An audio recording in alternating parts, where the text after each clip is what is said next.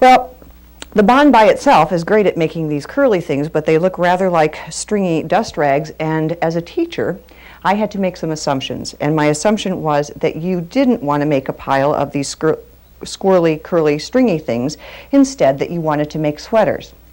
Second of all, I assumed that you wanted it to have the best hand knit look that it could possibly have, and third, that you wanted to do it the easy way. We lazy knitters always try to do things the easy way. So we're going to look at some of the sweater shapes and talk about how they are built on the bond. We're going to start with the simplest, which is a drop shoulder design, very, very popular these days. We cast on with what's known as waist yarn, which is a giant stitch holder. We knit up to there, then we start with the sweater yarn. We knit this rectangle straight up. Notice this is a drawing of both the back and the front. The only difference between these two pieces is this little neckline that's cut out. This is a crew neck here. When we're done knitting that body, we come back, hang these loops on, and knit the rib down. There are lots of reasons for that. It has to do with the pitch of the needles. Because your stitches are already hyperextended and ribs are usually tighter than the body, it's difficult sometimes to knit the rib first and then stretch it out onto the bond. It sometimes doesn't want to come all the way back. And it's easier to decrease than increase. A variation of this is where you knit up. Your skill is a cast on, you do straight knitting, have a little bit of a bind off under the arm. You again work straight up. Here we've taken these off on waist yarn. We have a series of decreases along that neck edge, but the only other skill that's in this one is a bind off under the arm. Sleeves are generally knit from the bottom up. Actually, when it's a drop shoulder, I knit them from the top down unless the color and lace pattern dictates otherwise. Those two pieces you saw earlier, the lace alpaca and the Kay Fawcett design, were both knitted from the bottom up, which is the hard way to do it. This is one variation of the sleeve, a more standard fitting sleeve that goes into this design. And this is one of my favorite sleeves, just a great huge rectangle, and you just decrease like crazy right along here and bring it into a nice tight little cuff. It's a very flattering style. Another style is the raglan. We don't have a lot of raglan patterns nowadays, but it is still built the same way. Here you have cast on with waist yarn, start with your sweater yarn, knit up to the underarm, bind off usually 1 inch worth of stitches. Then this angle is made by a series of every other row decreases. There's something magical about the raglan formula. I don't know what it is, but they almost always come out just right. The sleeve that fits is not, this is out of proportion, it's usually longer than this, but it's shaped just like this other one at the bottom, has the same series of decreases as this arm side. Notice there's usually about 1 inch or 1.5 inches of stitches left at the top, and that's a fairly recent addition to designing for raglans. If you're using patterns from the 60s, they used to bring those sleeves up to a single stitch, and they were binding, and people found them uncomfortable. So I recommend you use more modern raglan patterns if you're going to use them. Finally, we have the set-in sleeve. This is only one of the sleeves that fits into the set-in sleeve, but you notice that you cast on, open cast on with waist yarn, knit up till you get to your sweater yarn, then you knit till you get to the underarm, bind off 1 inch worth of stitches, then there's a diagonal here. It appears like a curve in knitting because knitting is very flexible. However, it's really just a series of usually every other row decreases. Then you work straight up, and I hope you can see this here. There is a diagonal in that shoulder. Then the back of the neck stitches. Again, here's a diagonal. Anytime you see that, it's every other row decreases. That's straight knitting. This is the one skill that does not appear on any of the other of the basic styles. So that's the one we're going to build today. Usually, this diagonal is built by most hand knit patterns with the awful directions of bind off 6 at the beginning of the next 6 rows, for example. What that does is give you this effect, a step bind off. This shows you what a single one looks like. Well, that's all fine and dandy until it comes time to sew that up, and they blithely tell you at the end of the pattern to sew the seams. And you come to this step, and how are you going to make that look like a good-looking seam? Fortunately for us, there is a very nice way to shape that diagonal using short row or partial knitting. Because this style has all of the skills in it that are incorporated in all the other styles. Today we are going to build the back of one of these sweaters. And we're going to make it very small. You remember Snow White.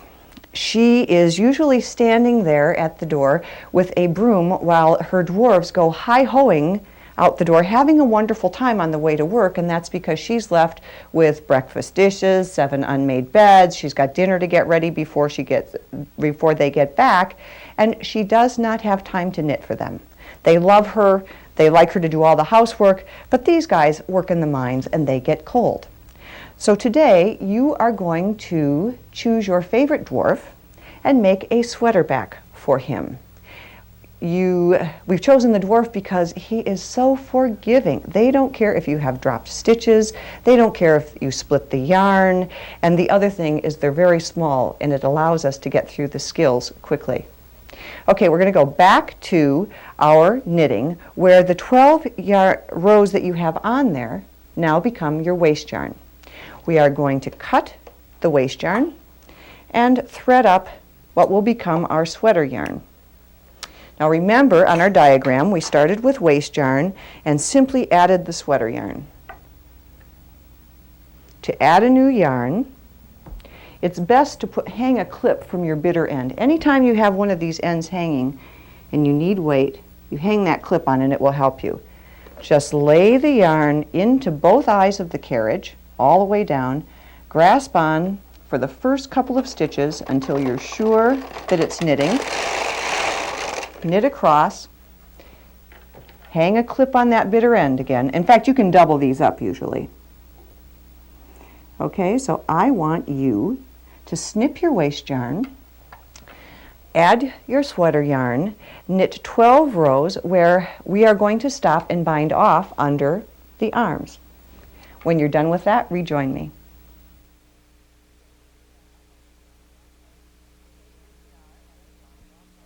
Okay, here we are at the bind off row under the arm.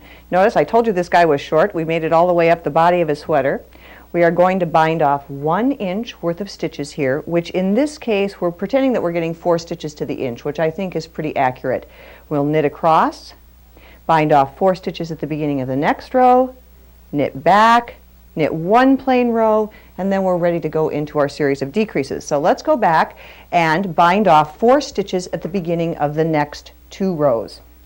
We start by manually knitting 1 more stitch than the pattern calls for. In this case, 5. 1, 2. Now notice how I'm laying that yarn over in the same direction that the carriage would be carrying it.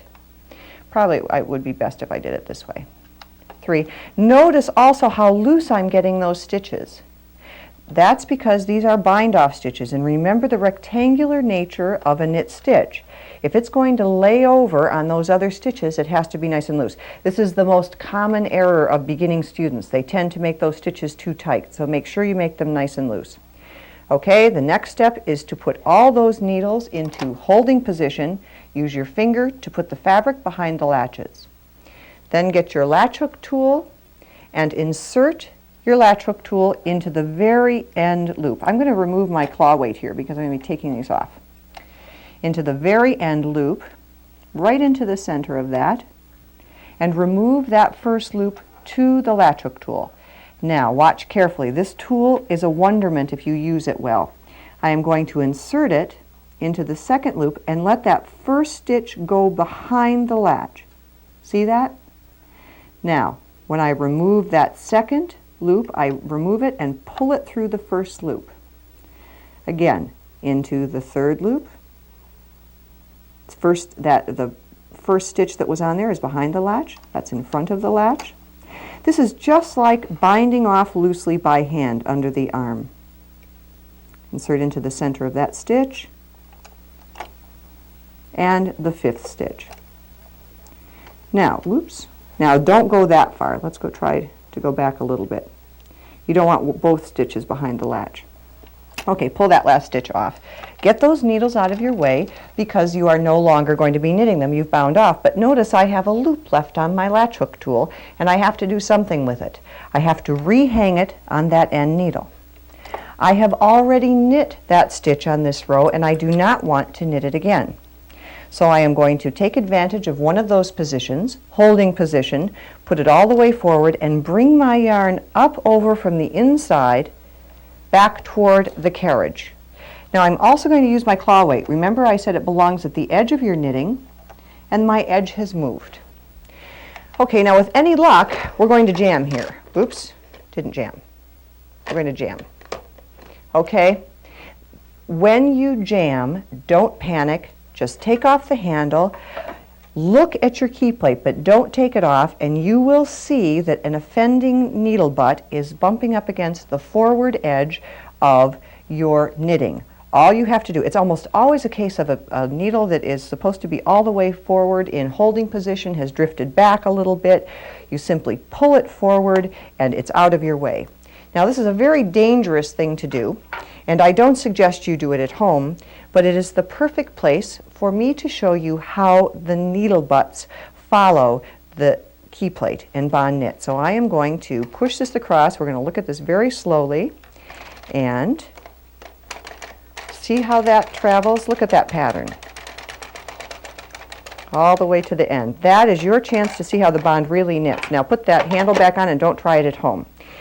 This needle has already been knit for this row, but I want it to knit on the next row, even though I didn't want it to knit then. So I take advantage of another position, half knit position. I push that back so that the latch touches the stitch, and I am sure that the latch is open, and it's time to repeat it on this side. We're going to bind off 4 stitches at the beginning of this row. That means to manually knit one more than the pattern calls for, which is 5. Use your finger to stabilize the fabric. Bring your yarn over in the direction that the carriage would take it. Make those nice loose stitches. 1, 2, 3. Make them on the verge of sloppy if you have any question, because it'll make learning this technique easier.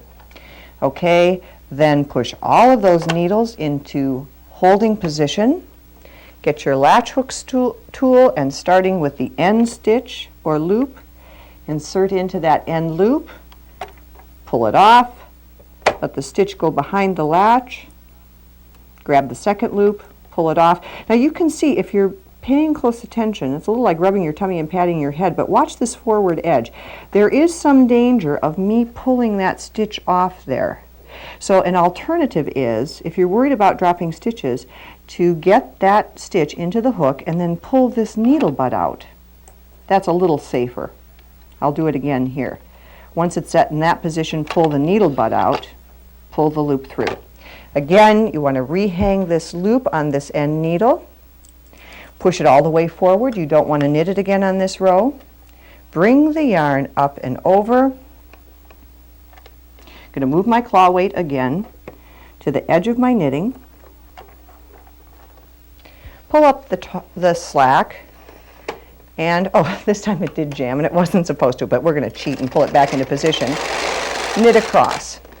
I then have bound off on one row, knitted across, bound off on the second row, knitted across. Then we knit one plain row before we start our every other row decreases to make that diagonal. So I will knit one more plain row. And now I'd like you to try it. I'd like you to bind off 4 stitches at the beginning of the next 2 rows, then knit one plain row, and then turn the tape back on so we can work on the decreases.